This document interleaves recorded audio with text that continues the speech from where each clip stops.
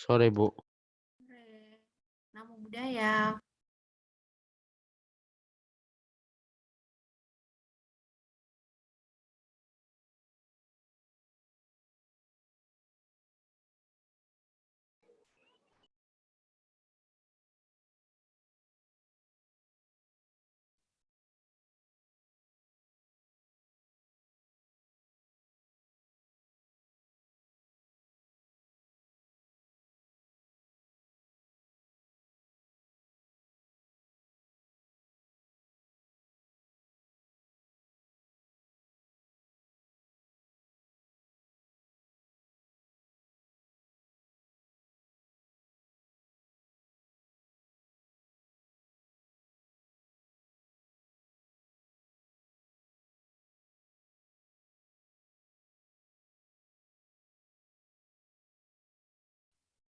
Oke, sambil menunggu teman-teman yang lain, mari kita awali saja pembelajaran Agama Buddha kelas 789 Jakarta Taipei School dengan membacakan nama Karapata bersama-sama. Silahkan teman-teman bisa bersikap anjali. Kita membacakan bahasa Palinya bersama-sama. Sebentar saya share screen terlebih Selamat dahulu. pagi, Bu Putri. Iya, iya, Namo Buddhaya. Hello, Namo Buddhaya. Maaf Oke, karena maaf, iya. maaf, tanggal Maret 10 aku enggak ke kelas karena di line enggak tulis ada Zoom. Maaf ya. Oh ya, baik, tidak apa-apa. Um, Oke, hari ini kita akan Oke, mulai pembelajaran agama Buddha dengan membacakan nama Karapata. Saya akan share untuk bahasa palingnya nanti kita bacakan.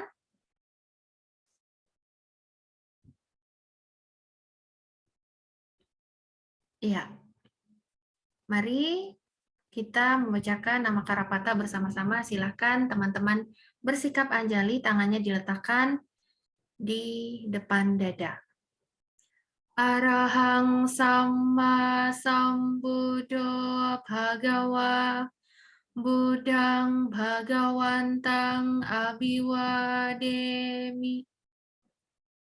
Swakato Bhagawata Dhammo Dhammang Namassami Supatipanno Bhagavato Sawaka Sanggo Sanggang Namami. Sabe Sata Bawantu Sukitata, semoga semua makhluk berbahagia. Sadu, sadu, sadu. Ya, anak-anak semuanya, hari ini kita akan belajar agama Buddha kembali. Minggu lalu kita juga ada pertemuan dan ada tugas juga. Silakan teman-teman yang belum mengumpulkan tugas bisa dikerjakan setelah ini nanti dan juga dikumpulkan di Google Classroom. Nah, hari ini kita akan belajar topik baru, yaitu tentang fenomena alam dan kehidupan menurut agama Buddha. Iya, Ibu pengen tanya sama teman-teman terlebih dahulu. Kira-kira ada nggak sih seseorang yang menciptakan kehidupan kita, atau ya kehidupan kita ini jalan seperti ini saja, nggak ada yang mengatur, nggak ada yang misalnya menciptakan kita begitu? Menurut teman-teman gimana?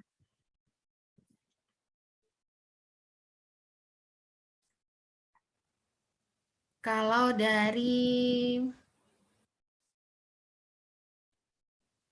Wilbert, menurut Wilbert, apakah ada seseorang yang mengatur dunia ini atau ya semuanya jalan begitu aja begitu?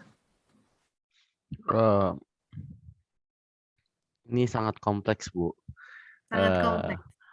iya, tapi menurut saya harusnya sih ada orang yang mengatur dunia ini ya. Karena Oke, gak mungkin ada berapa hal yang tidak harusnya kayak gini, tapi ya jalannya tidak berbeda. Jadi harusnya ada orang mengatur dunia ini. oke. Jadi ada sosok begitu ya. Yang mengatur. Oke, hari ini kita akan cari tahu menurut pandangan agama Buddha apakah ada sosok yang mengatur dunia ini, yang menciptakan dunia ini begitu, atau sebenarnya ada hukum-hukum yang sebenarnya sudah berjalan begitu. Iya, oke. Nah, jadi siapa yang mengatur fenomena alam seperti hujan, gempa, gunung meletus, dan yang lainnya? Nah, ini apakah ada dewa pencipta atau sosok-sosok tertentu yang mengatur semuanya? Ya, jadi dalam agama Buddha, kita ada sebuah ajaran yang namanya itu Dhamma Niyama. Dhamma Niyama ini adalah hukum-hukum yang mengatur tentang segala hal yang terjadi di dunia ini. Nah, nanti kita akan dapat jawabannya apakah dalam pandangan agama Buddha ini ada sosok atau misalnya dewa pencipta kita, tapi kita akan belajar terlebih dahulu nih, Dhamma Niyama ini apa? Ya, jadi Dhamma Niyama ini ada 5 hukum yang berjalan dari zaman dulu di kehidupan kita sekarang. Yang pertama itu ada Utu Niyama. Utu Niyama adalah hukum universal tentang energi yang mengatur terbentuknya atau hancurnya bumi, planet, tata surya, temperatur, cuaca, halilintar, gempa, gempa bumi, angin, ombak, matahari, hujan, gunung meletus, kemudian metabolisme manusia, binatang, pohon, atau segala sesuatu berupa fisik yang terbentuk dan hancur bertalian dengan energi. Jadi kita mengenalnya ada hukum utu niyama, dan hukum ini sudah berlaku dari kehidupan yang dulu sampai kehidupan yang sekarang, semuanya saling berhubungan, dan ini sudah berjalan begitu saja hukum utu niyama ini. Oke, selanjutnya ada bija niyama. Bija niyama adalah hukum universal yang berkaitan dengan tumbuh-tumbuhan, yaitu bagaimana biji, kemudian batang, cabang, stek, kemudian ranting, pucuk, daun dapat bertunas, bertumbuh, berkembang, dan berbuah. Ini diatur oleh hukum yang namanya bija niyama. Misalnya ini ada satu bibit menghasilkan buah yang banyak, atau bibit yang kecil menumbuhkan pohon yang besar, dan lain-lain. Nah, bija sendiri ini bahasa Pali artinya benih, di mana tumbuh-tumbuhan ini berkembang dalam berbagai bentuk. Ini sudah ada hukum yang mengatur, sudah berjalan begitu saja, dan ini juga dipengaruhi banyak hal, dipengaruhi banyak faktor dan juga kondisi. Nah, ini hukum yang kedua, bija niyama. Yang pertama tadi utu niyama yang mengatur tentang musim. Yang kedua ada bija niyama, hukum universal yang mengatur tentang tumbuhan atau tumbuh-tumbuhan yang ada di dunia ini. Oke, selanjutnya yang ketiga kama niyama. Kama niyama, ini dari namanya saja kama atau karma, ini adalah hukum perbuatan yang didasari kehendak atau niat. Seperti yang disebutkan dalam kitab Pali, ini Sang Buddha menyampaikan dalam Anguttara Nikaya, bagian bab 3, nomor 415, ini disampaikan para biku, ini adalah murid Sang Buddha, kehendak itulah yang kusebut perbuatan. Melalui kehendaklah seseorang melakukan sesuatu dalam bentuk perbuatan, ucapan, atau pikiran. Jadi hukum karma ini juga salah satu hukum yang sudah berlaku dimanapun, kapanpun, dan ini dari dulu, dan ini mempengaruhi kehidupan yang ada di dunia ini. Mempengaruhi kehidupan kita juga tentunya. Ini hukum yang ketiga, kama niyama. Selanjutnya ada cita niyama. Cita ini artinya pikiran. Jadi cita niyama adalah hukum universal tentang pikiran atau batin. Misalnya proses kesadaran, timbul tenggelamnya kesadaran, kekuatan pikiran, kemudian kesucian batin. Ini ada sotapanya, sakadagami, anagami, atau arahat. Ini adalah tingkat-tingkatan. Kalau kita misalnya sudah berlatih meditasi dengan sungguh-sungguh, kita bisa mencapai tingkatan-tingkatan ini dan bisa memiliki kemampuan khusus. Misalnya ini seseorang dapat melayang-layang atau berjalan di angkasa, menyelam di dalam tanah, mengubah diri, mendengar suara yang jauh atau dekat, melihat objek yang jauh atau dekat, walaupun terhalang oleh dinding atau gedung maupun gunung, kemudian mengetahui pikiran orang lain, atau mengetahui kehidupan-kehidupan lampau, dan lain sebagainya yang berhubungan dengan pikiran. Jadi ini juga sudah dijelaskan bahwa hukum ini tuh berlaku bisa berlaku untuk siapapun, kapanpun, dan dimanapun, dan ini bisa didapat kalau kita ini berlatih meditasi dengan kesungguhan, dengan sungguh-sungguh, dan bisa mencapai tingkatan tertentu. Nah, ini hukumnya juga berlaku di dunia ini, yaitu keempat, cita niyama. Selanjutnya ada dhamma niyama. Ini hukum yang terakhir yang berlaku di alam semesta ini, di kehidupan ini. Dhamma niyama adalah hukum universal tentang segala hal yang tidak diatur oleh keempat niyama. Yang pertama tadi, utu niyama, bija niyama, kama niyama, cita niyama. Dan dhamma niyama ini isinya yaitu tentang dhamma berupa sila, samadhi, dan panya yang diajarkan oleh Sang Buddha setelah ditemukannya. Sehubungan dengan dhamma ini juga termasuk semua kejadian yang didasarkan pada gejala khusus. Misalnya, kejadian pada saat Pangeran Siddhartha atau calon Buddha ini lahir ke dunia, atau saat kematian beliau, ini pohon-pohon berbunga, padahal bukan musimnya, kemudian menaburi tubuh Pangeran Siddhartha dan juga Buddha.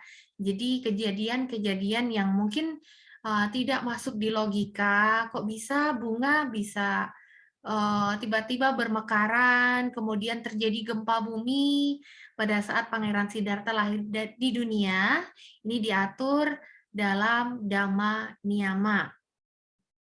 Ya, jadi ini adalah kelima hukum yang terjadi, yang berlaku di alam semesta di kehidupan ini. Tadi ada bija niyama, utu niyama, kama niyama, cita niyama, dan juga dhamma niyama. Ini yang terakhir.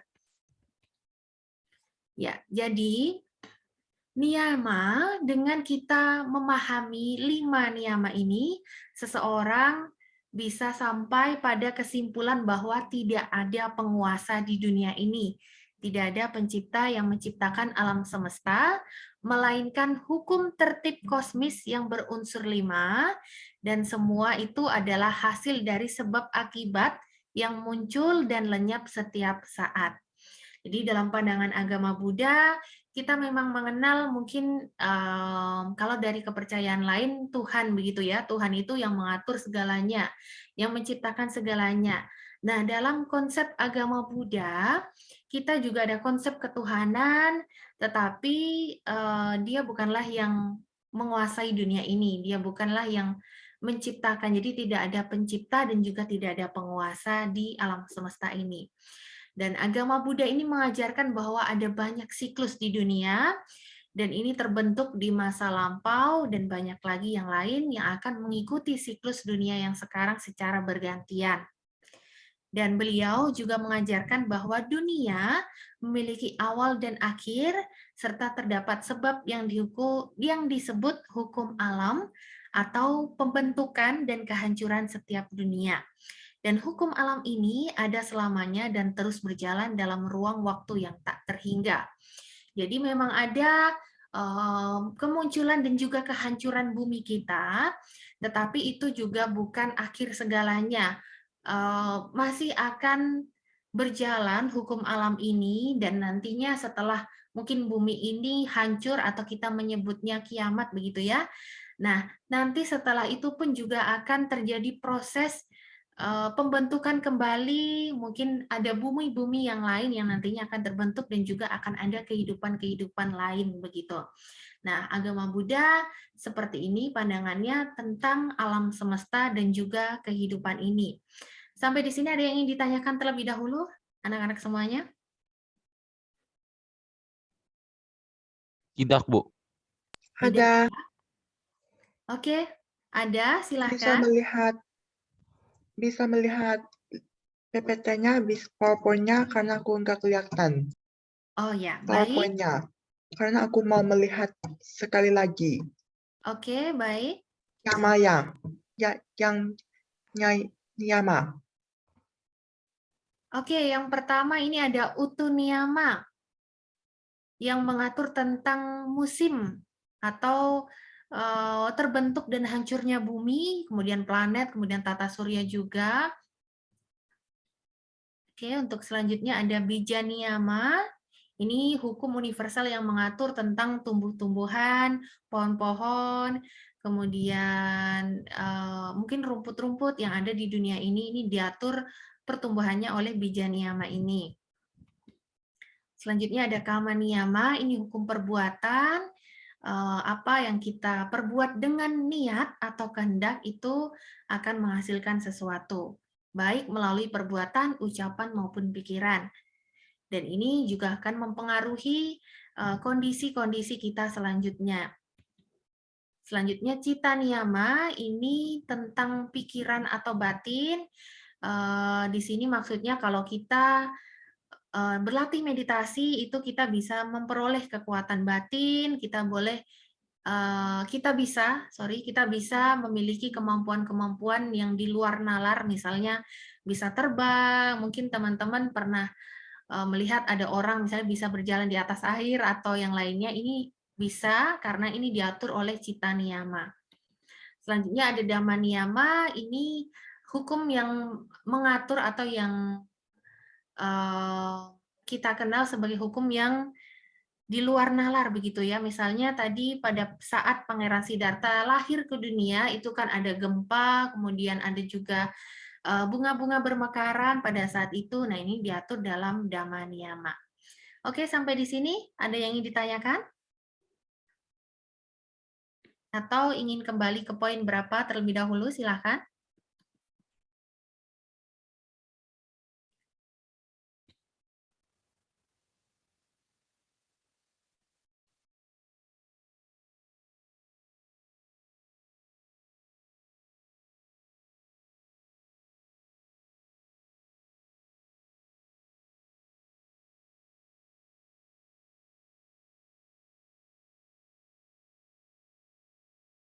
Oke, ada yang ingin ditanyakan?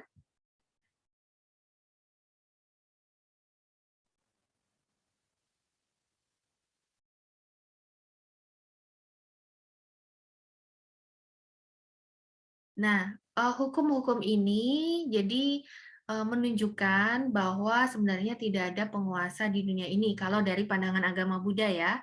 Tetapi semuanya itu terjadi ya memang karena sudah hukumnya seperti itu begitu, dan tadi sudah dikelompokkan hukum misalnya musim itu ya diatur oleh hukum utu atau utu niyama begitu. Nah, kemudian seperti apa sih terbentuknya alam semesta ini? Jadi Sang Buddha dulu pernah menyampaikan, pernah menguraikan dalam Aganya Sutta tentang proses terbentuknya bumi ini. Sekali lagi, proses terbentuknya dan juga hancurnya bumi ini akan terjadi berulang-ulang, jadi tidak hanya satu kali saja. Dan kehidupan pun kemungkinan tidak hanya ada di bumi sekarang saat ini. Jadi Sang Buddha itu menyampaikan bahwa alam semesta itu tidak terhingga, sangat banyak sekali di luaran sana, di luaran tata surya kita masih ada tata surya lain, masih ada alam semesta lain yang kemungkinan di sana juga ada kehidupan begitu.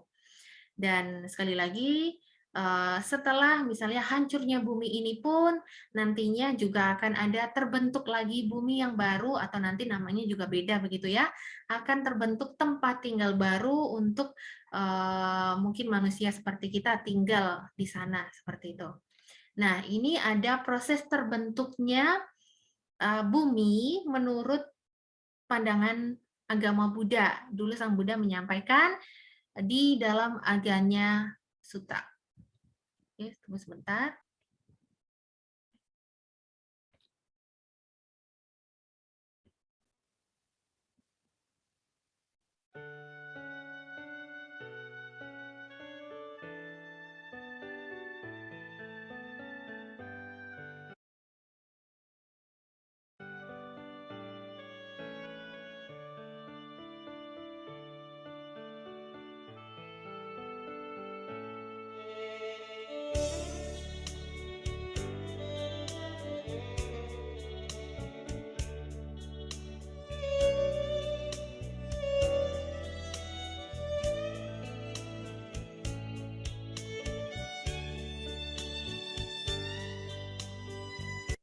Pada kesempatan ini, kita akan menyaksikan gambaran fiksi dari penjelasan Buddha tentang terbentuknya alam-alam kehidupan di alam semesta, khususnya di bumi seperti yang kita alami saat ini.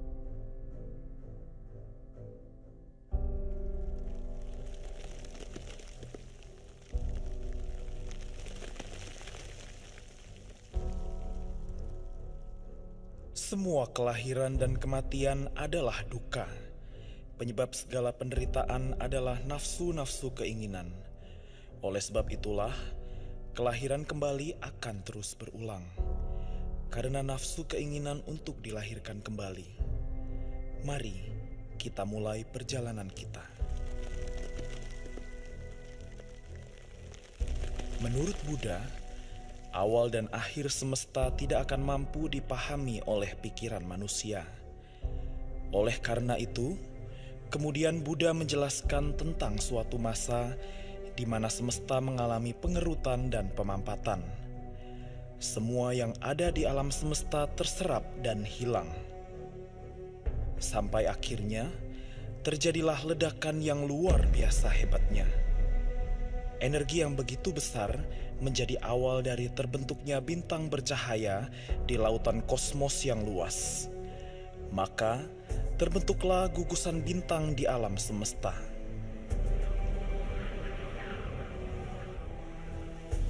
Makhluk Abasara yang merupakan makhluk bercahaya tanpa bentuk melayang-layang di atas permukaan samudera yang kelam.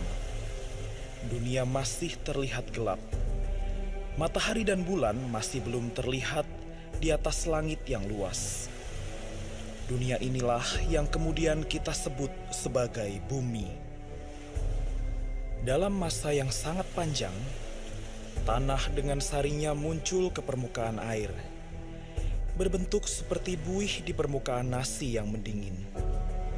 Demikianlah muncul tanah, bau, warna dan rasa sama seperti dadi susu atau mentega murni. Sama seperti madu tawon murni manisnya tanah itu. Lalu muncullah hasrat di antara makhluk-makhluk bercahaya ini. Beberapa di antaranya mulai mencicipi saripati tanah itu. Dengan mencicipinya, makhluk tersebut diliputi oleh sari itu, dan nafsu keinginan merasuk dalam diri mereka. Kemudian dalam jangka waktu yang sangat lama, di antara mereka yang mencicipi dan memakan saripati tanah itu, cahaya tubuh mereka mulai redup, dan akhirnya lenyaplah cahaya dari tubuh makhluk tersebut. Maka tampaklah di langit luas cahaya matahari, bulan, konstelasi bintang di angkasa, demikian pula siang dan malam. Seiring berjalan waktu yang lama, satu masa, dua masa, ratusan masa, tubuh makhluk ini menjadi padat, dan terwujudlah berbagai macam bentuk tubuh. Sayangnya, makhluk dengan tubuh indah memandang rendah makhluk dengan tubuh buruk. Lalu, lenyaplah saripati tanah itu.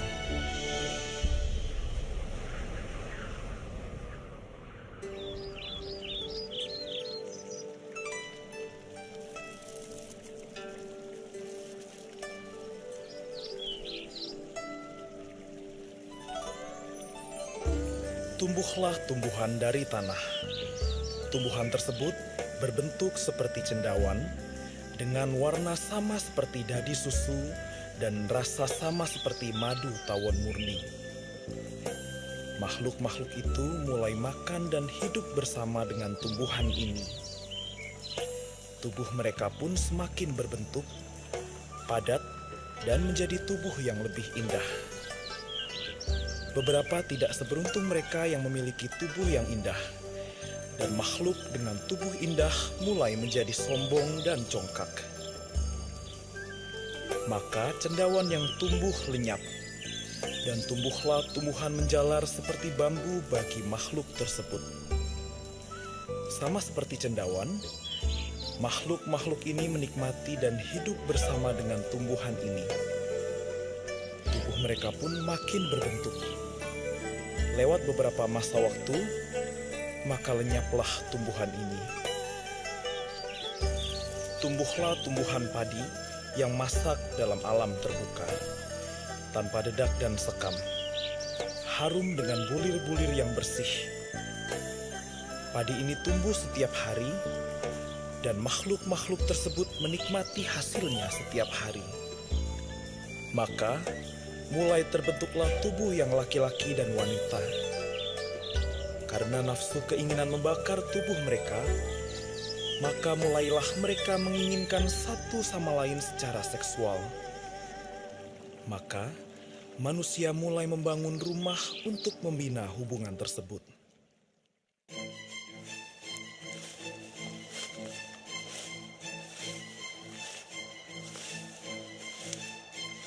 Seiring berjalannya waktu, manusia menginginkan kepemilikan padi yang lebih banyak. Maka manusia mulai menyimpan hasil panen di lumbung-lumbung, sehingga padi yang awalnya tumbuh di setiap hari, mulai tidak menghasilkan setiap hari. Muncullah masa menunggu, muncullah musim, dan manusia harus bekerja keras untuk menjaga hasil panennya. Diliputi dengan nafsu keinginan untuk memiliki lebih, beberapa di antara mereka mulai mengingini kepunyaan lainnya. Tindakan mencuri mulai terjadi, dan tindakan kriminal lainnya menjadi hal yang biasa terjadi.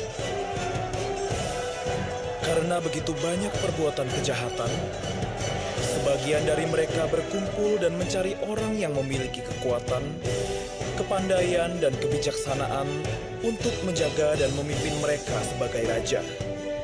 Dan sebagai upahnya, mereka membagikan sebagian padi untuk manusia yang ditunjuk. Hal tersebut terjadi terus-menerus, seiring berjalannya zaman hingga saat ini. Sebuah penggambaran dari luasnya kehidupan dari mula yang hanya kehampaan. Dengan semakin kompleksnya kehidupan sosial dan besarnya keserakahan, kebencian dan kejahatan yang dilakukan oleh manusia, maka terbentuklah alam kehidupan penuh penderitaan. Alam binatang, karena kebodohan batinnya, sehingga tidak memiliki akal budi seperti manusia. Alam makhluk menderita, karena terobsesi oleh keserakahannya, sehingga selalu merasa kekurangan. Alam neraka, karena kebencian yang dikembangkan menimbulkan rasa sakit dan rasa panas karena amarah.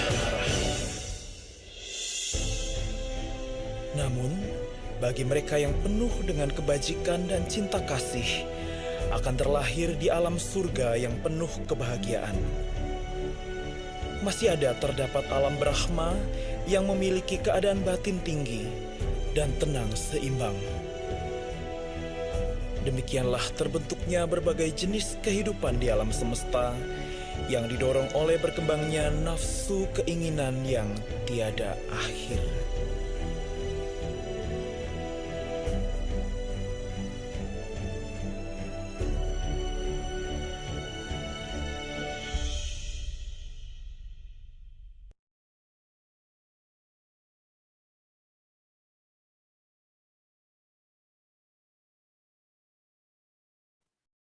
Oke, jadi itu ya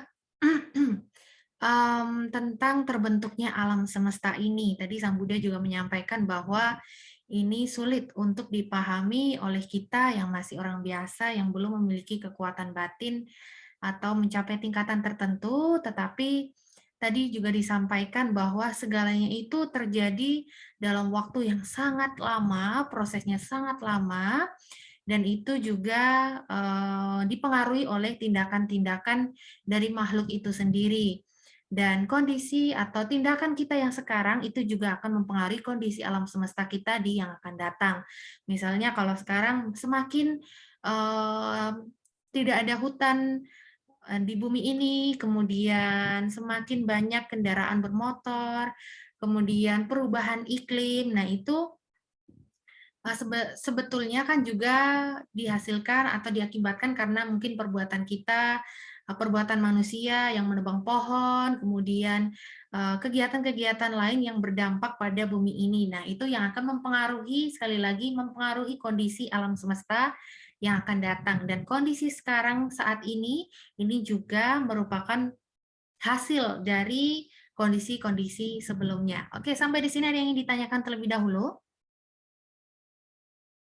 mengenai terbentuknya alam semesta tadi, dan ada banyak ya kehidupan ternyata nggak cuma di bumi ini, tetapi ada 31 alam kehidupan dalam agama Buddha. Ada yang ingin ditanyakan, teman-teman?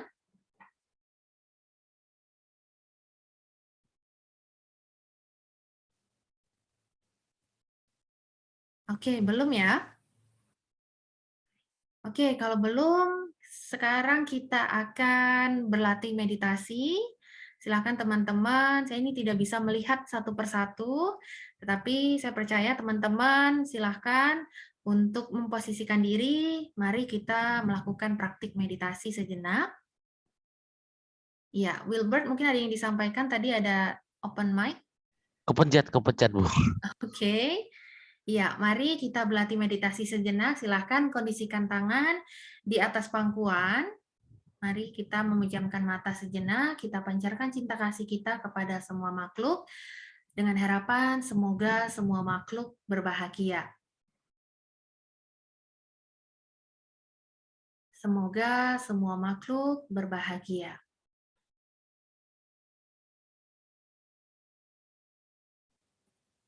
Semoga semua makhluk berbahagia. Semoga Papa Mama berbahagia.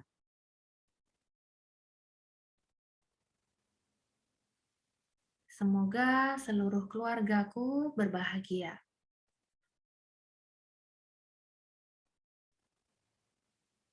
Semoga teman-temanku berbahagia.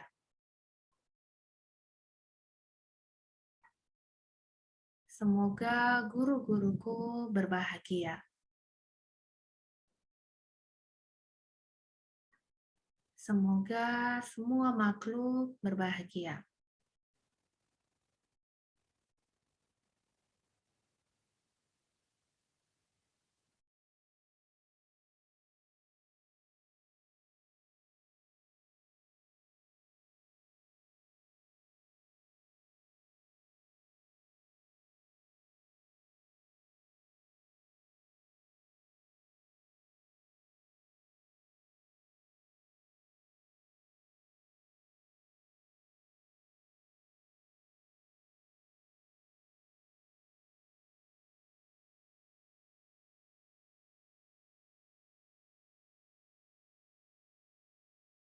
Sabbe sata bawantu sukitata, semoga semua makhluk berbahagia.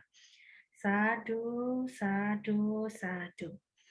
Ya, oke. Terima kasih teman-teman yang sudah bergabung di pertemuan Pendidikan Agama Buddha kelas 789 sore hari ini.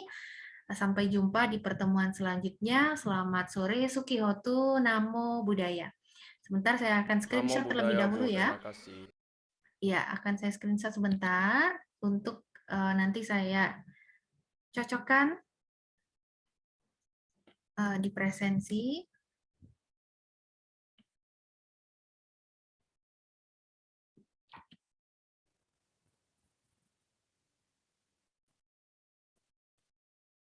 Oke, sudah. Terima kasih semuanya. Selamat sore, Namo Buddhaya. Namo Buddhaya, Bu. Terima Mau kasih. boleh Bu, terima kasih. Iya, Namo Buddhaya, Miss Putri. Terima Namo kasih. Buddhaya.